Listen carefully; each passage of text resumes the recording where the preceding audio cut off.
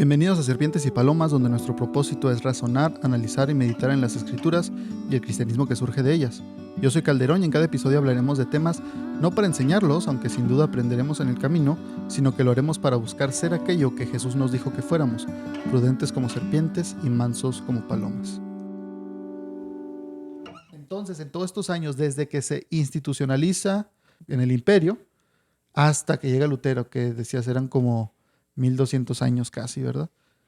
En todo ese tiempo, ¿hubo gente salva? Y si hubo gente salva, ¿de qué iglesia era? Habría que volver a delimitar. Bueno, antes de ello, el objetivo de la reforma protestante fue ir más allá de una reforma moral. La posible inmoralidad de la iglesia cristiana, la única que existía en ese momento, eh, el, el- el- el decaimiento, inclusive la declive moral de la iglesia ya había sido denunciada por mucha gente, por muchos siglos. El desorden, eh, las ganancias que obtenía la iglesia en torno al poder que tenía, tanto político como económico, las disputas con los reyes de los diferentes, de las diferentes culturas existentes, pero también contra el heredero o los herederos que hubo en torno al Sacro Imperio Romano, ya eran muy fuertes, ¿no? Y todo eso ya había sido enunciado. 100 años atrás Juan Hus ya había sido quemado en la hoguera en Bohemia, precisamente por haber reclamado la inmoralidad de la iglesia. El mismo Erasmo de Róterdam, que es probablemente el intelectual más importante de esa época, ya había criticado fuertemente la inmoralidad de la iglesia, el desorden de la iglesia. Y Lutero va más allá. Lutero no se detiene a denunciar el desorden moral. Dice la historia que entre 1510 y 1511 él realiza un viaje a Roma, ya siendo monje, esperanzado con visitar la ciudad central de la fe cristiana, y regresa bastante decepcionado por la cantidad excesiva, exagerada, grosera de lujo que había en la ciudad. Cuando él era parte también de una comunidad pues hasta ese momento bastante pobre, con bastantes deficiencias, y que era él partícipe también de la lucha de la iglesia y del evangelio por liberar a la gente de sus necesidades, no solo de las espirituales, ¿no? También de las materiales. E ir a Roma y ver todo el desorden y el despilfarro tan grande que había, lo regresa muy, muy decepcionado. Luego de ello, él migra de Erfurt a Wittenberg, y ya con un puesto más importante como el teólogo de la universidad, eh, él empieza a reflexionar en torno a una verdad bíblica muy importante, que es fundamento del cristianismo.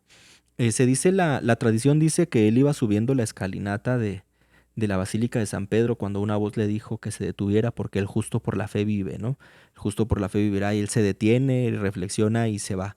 Y de ahí nacen las 95 tesis. Eso es de la tradición protestante. Realmente no tenemos dato de que esto así sea.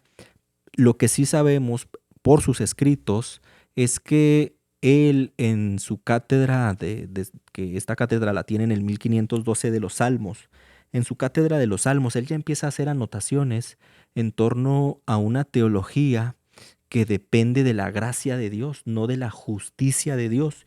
Y hay un versículo que es el primero que él menciona en sus escritos, en los escritos que él deja, eh, para 1513, 1515, es el versículo de Romanos 1:17. Él dice que ya se siente en una lucha muy intensa y en un desasosiego, pues a final de cuentas que lo está inquietando, porque tiene que hacer coincidir lo que él está pensando en ese momento, o reflexionando en torno al Evangelio, con los testimonios más importantes de la Biblia.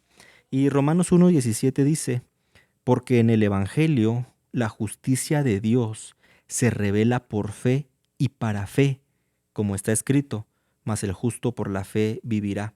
En esta primera etapa, Lutero intenta entender por qué el verdadero contenido esencial del Evangelio no radica en la misericordia, sino en la justicia de Dios.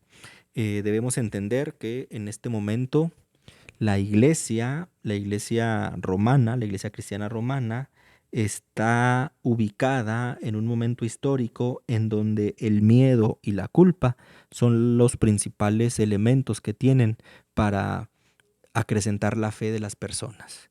Entonces, el miedo y la culpa, por eso la penitencia, por eso las mismas indulgencias, el miedo y la culpa movilizan la fe de los creyentes de esta época, y Lutero se encuentra con que es la justicia divina el motor del Evangelio, y no la gracia, sino la justicia divina. Entonces él tiene que replantearse y tiene que entender desde una perspectiva más bíblica, no de la tradición, porque en ese momento la tradición no le da respuesta.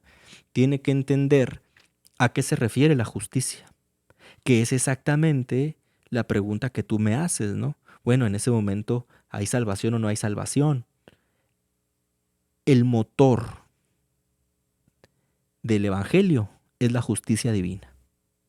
Entonces, ¿por qué somos salvos? Esa es la gran pregunta. La gran pregunta para antes de la venida de nuestro Señor Jesucristo, la primera venida de nuestro Señor Jesucristo, el tiempo de Cristo y posterior a ello, esa es la gran pregunta, ¿no?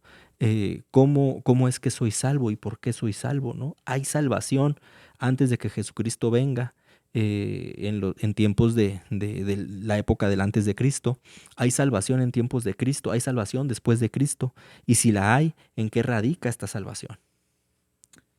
Sí, ahí es la pregunta que tenemos que hacernos todos en todo momento. Por eso, de los primeros capítulos que hicimos fue ¿qué me hace cristiano? ¿Qué dice la gente que es un cristiano? Y tenemos que regresar siempre a eso que hablabas que terminó haciendo Lutero.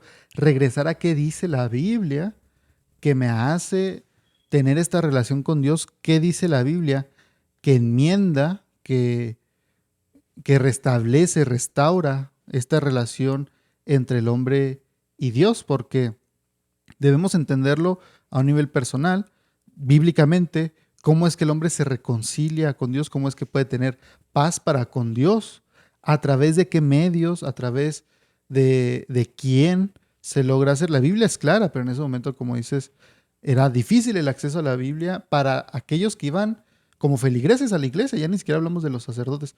A los feligreses, según tengo entendido en ese tiempo, se les entretenía con fábulas, con moralejas, con historias que les ayudaran a no peques, no robes, no mientas. Y si lo haces, aquí están las indulgencias, no te preocupes.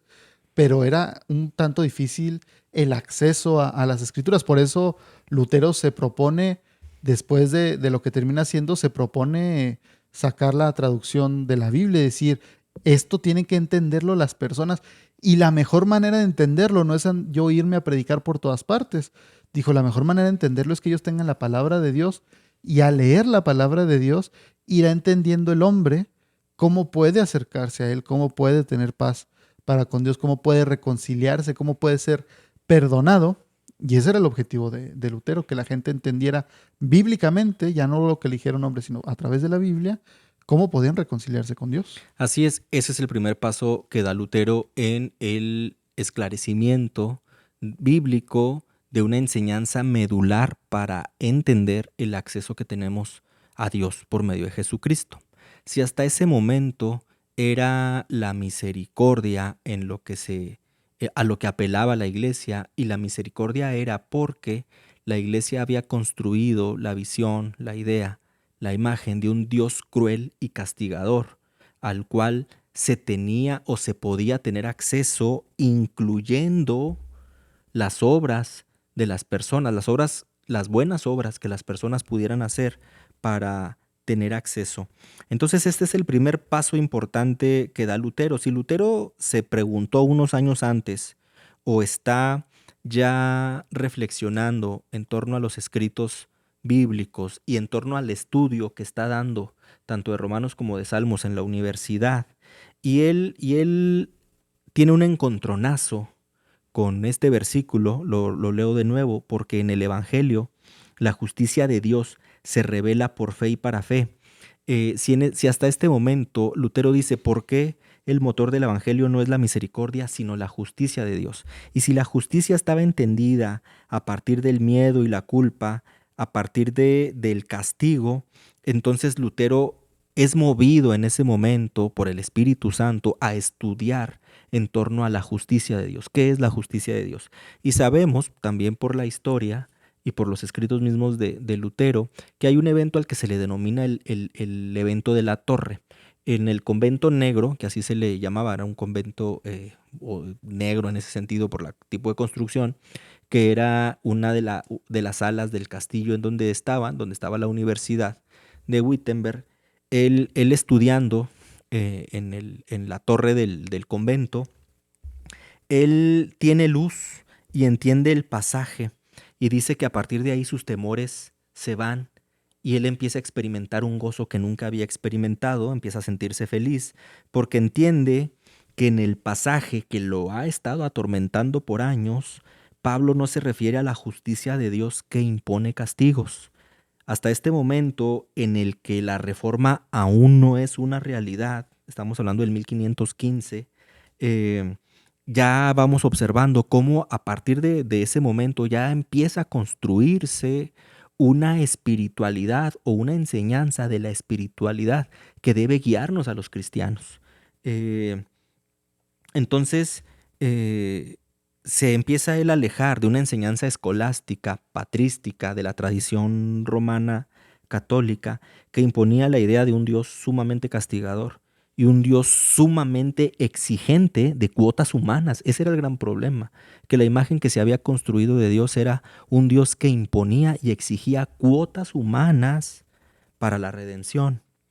Entonces Lutero comprende, después de muchos siglos de oscurantismo, que Pablo se refiere a la justicia que hace justicia, o sea, la justicia divina, la justicia de Dios que obsequia, la justicia de Dios que perdona, la justicia de Dios que crea nueva vida, es decir, una justicia justificante.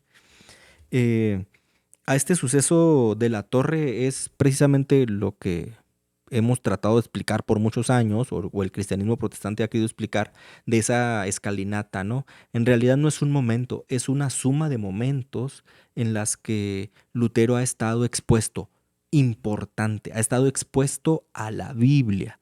No ha estado expuesto a los comentarios, no ha estado expuesto a la tradición, no ha estado expuesto inclusive a sí mismo y a lo que él sabe, era doctor en teología, está expuesto a la Biblia. Y a partir de ese momento, pues empieza a desarrollarse eh, una verdad en él, a nacer una verdad en él, la palabra cobra vida en él y llegamos al 1517, 31 de octubre, cuando oficialmente él se queja de una manera muy pintoresca eh, de la tradición romana. Escribe 95 tesis, 95 postulados, 95 enunciados, en donde declara que el Papa no puede tener la autoridad por la cantidad de veces que históricamente los papas se han equivocado y la cantidad de veces que el Papa en turno ha estado equivocándose. No sé, una de las tesis, por ejemplo, dice cómo es posible que en cuanto una moneda caiga, suene en el alfolí o en donde se depositan o en la alcancía. En cuanto la moneda suene y haga ruido, en ese momento el alma está saliendo del purgatorio, porque era lo que se enseñaba.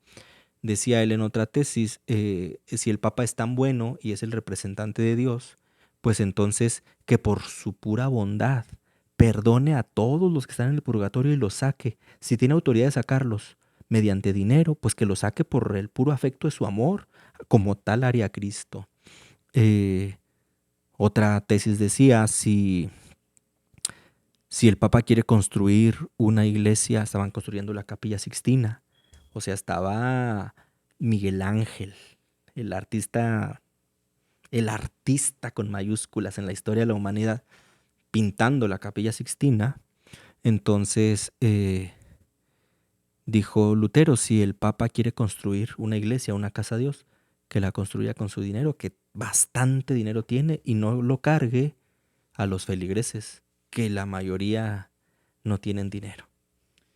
Sí, y qué fuerte estas cosas y qué difícil ha de haber sido para Lutero remar contra corriente en ese tiempo, pero quisiera hacer énfasis yo en dos cosas en las que podemos reflexionar de esto, entender que de lo que te preguntaba yo de si había creyentes en ese entonces si había gente salva.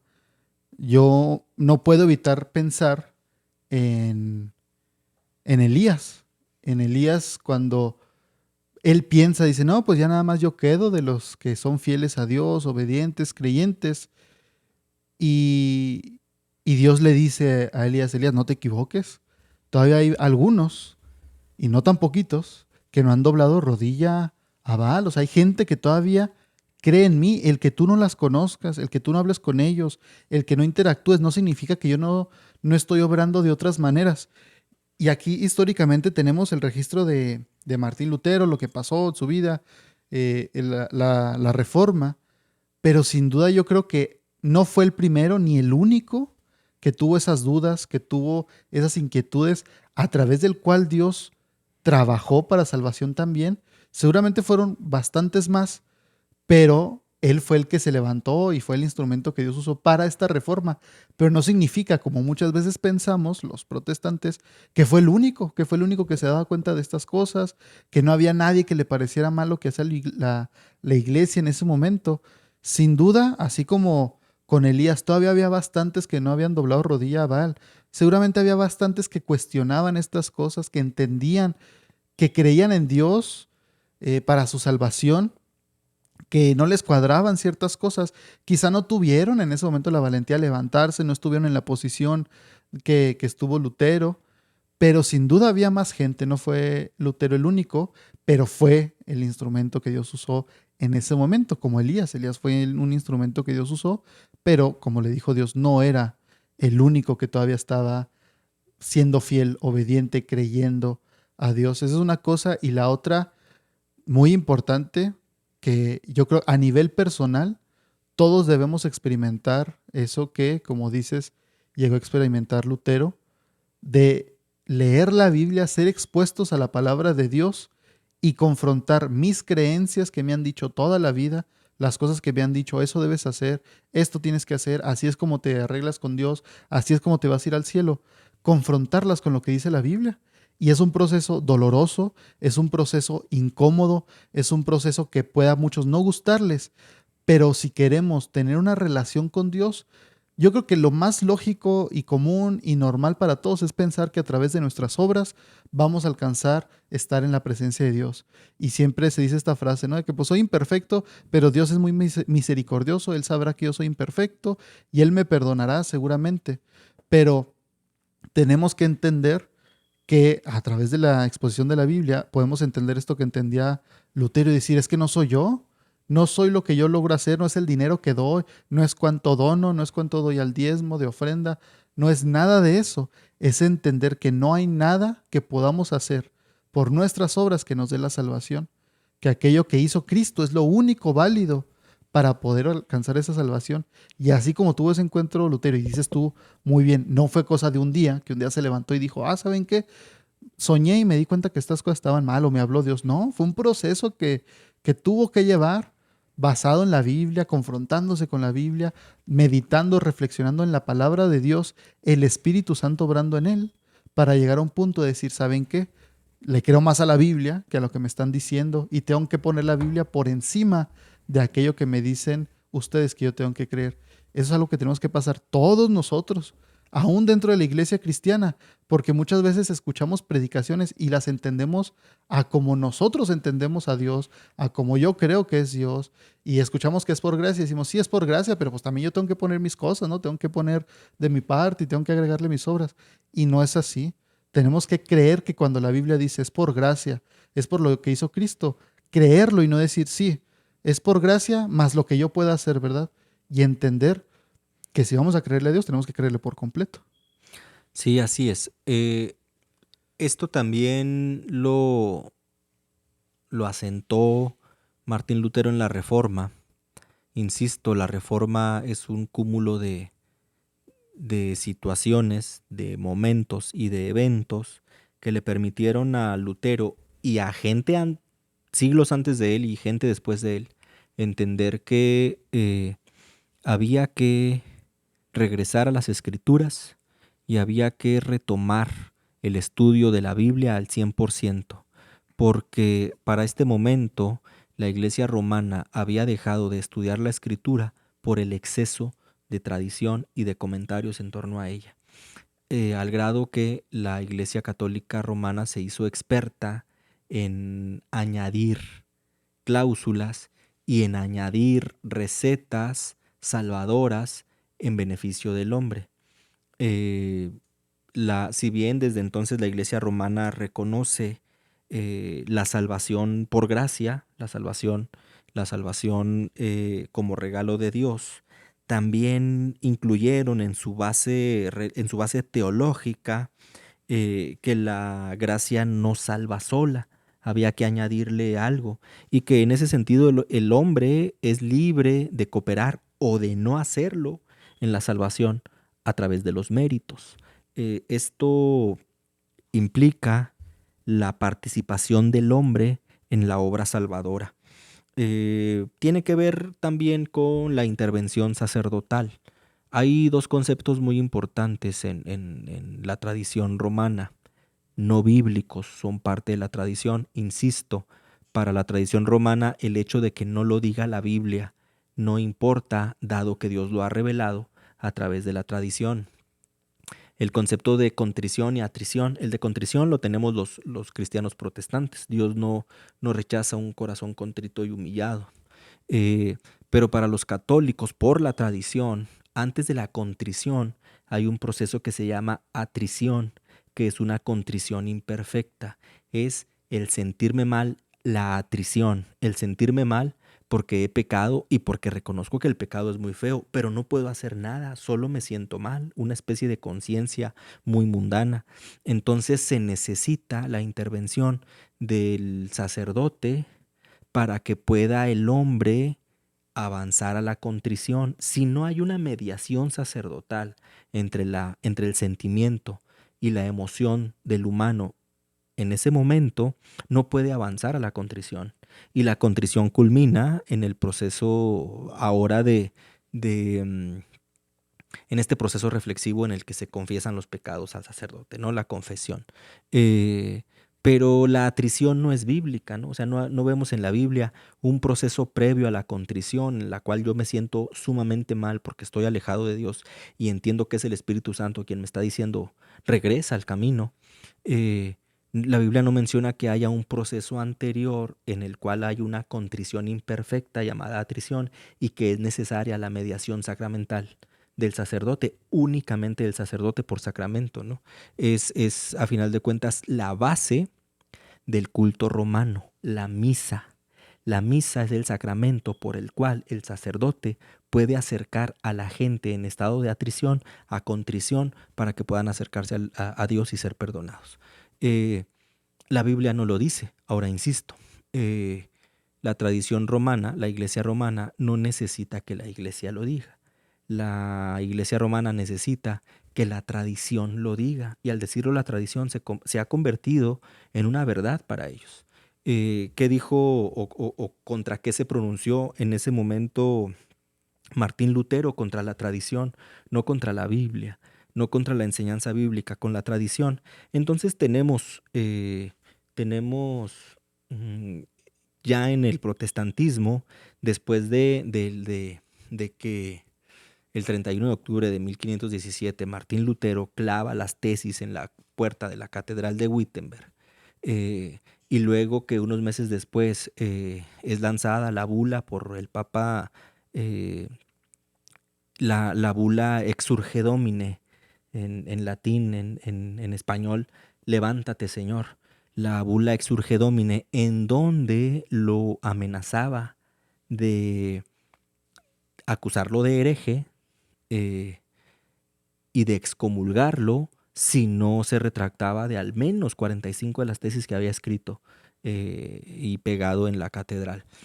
después de esta amenaza, para enero del 1518, Lutero da la respuesta porque le dan 3 meses para contestar. Y Lutero responde, quema la bula en el puente de Wittenberg y quema el derecho canónico. En ese momento prácticamente está excomulgado, aunque todavía no hay un documento.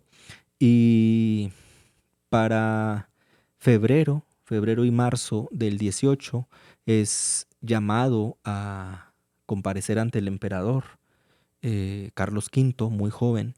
Carlos V por primera vez llegaría a Alemania, vería al monje, no estaba en su agenda, pero logran meterlo a la agenda. Y Lutero comparece ante el emperador. En el primer día es incapaz de hablar, un Lutero temeroso, un Lutero apesumbrado, un Lutero eh, que le están diciendo que se retracte y pide un tiempo más. Al siguiente día llega fortalecido, da uno de los discursos más importantes en su carrera sacerdotal y denuncia otra vez a la iglesia y al imperio y hace la protesta formal. A los días, 3 días después, es excomulgado. La nueva bula, Decet Pontificem Romanum, es deseo del pontífice romano, se llama la bula, donde se le excomulga y se le declara proscrito, fuera de la ley y hereje. Después de todos estos eventos, o en el paso de todos estos eventos, creo que lo más importante es recalcar que Lutero sienta las bases de un cristianismo bíblico en el que establece las 5 solas, ¿no? Solo la Biblia, o sea, solo podemos tener como autoridad la Biblia, ni sus comentaristas, ni sus interpretaciones, ni sus escuelas, ni sus instituciones, únicamente la Biblia. La sola Biblia, la sola Escritura, solo Jesús, solo Jesucristo. No hay salvación por nadie, únicamente tenemos salvación a través de Jesucristo. Un solo bautismo, somos bautizados en y por Jesucristo. Y muy importante, la idea del sacerdocio universal.